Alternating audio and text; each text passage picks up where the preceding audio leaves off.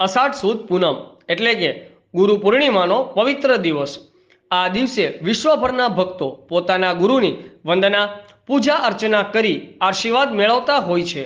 ત્યારે ખેડા જિલ્લામાં આવેલી વિવિધ ગુરુ ગાદીઓના દર્શને કેટલાક યાત્રાળુઓ પૂનમના આગળના દિવસે એટલે કે 14 પણ ચાલતા જતા હોય છે।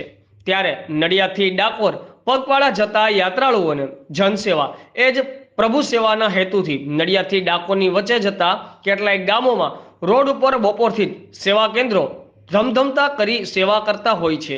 જે સેવા કેન્દ્રો આખી રાતથી સવાર સુધી ચાલુ રાખવામાં આવતા હોય છે। તેમજ પગપાળા જતા યાત્રાળુઓ માટે ચા પાણી નાસ્તાની વ્યવસ્થા કરી સારી એવી સેવા પણ કરતા હોય છે। ત્યારે આવા સેવાભાવી મંડળો દ્વારા પગપાળા જતા ભક્તોની અવિરત કરવામાં આવતી સેવાને સૌએ બિરદાવી ધન્યવાદ આપ્યા હતા। જી, તમારું નામ શું અને પરિચય શું? મારું નામ ગૌતમ કુમાર રમેશભાઈ વાઘેલા છે। હું સુરાસામરથી આવું છું અને અમારો સેવા કેમ્પ છે જય રણછોડ સેવા કેમ્પ। દર મહિનાની એક પૂનમ હોય એટલે અમે યાત્રાળુઓને સેવા આપીએ છીએ દર મહિનાથી। 1 વર્ષ થઈ ગયો છે અમારા કેમ્પને। ગૌતમભાઈ, આજે શું નાસ્તામાં શું રાખ્યું છે? આજે નાસ્તામાં પાપડીનો લોટ છે।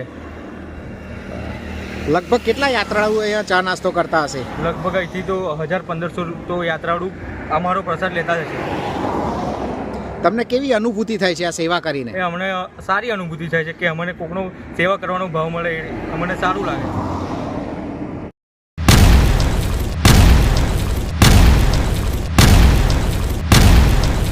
दिव्य सरदार न्यूज, सब पर नजर, सबकी खबर।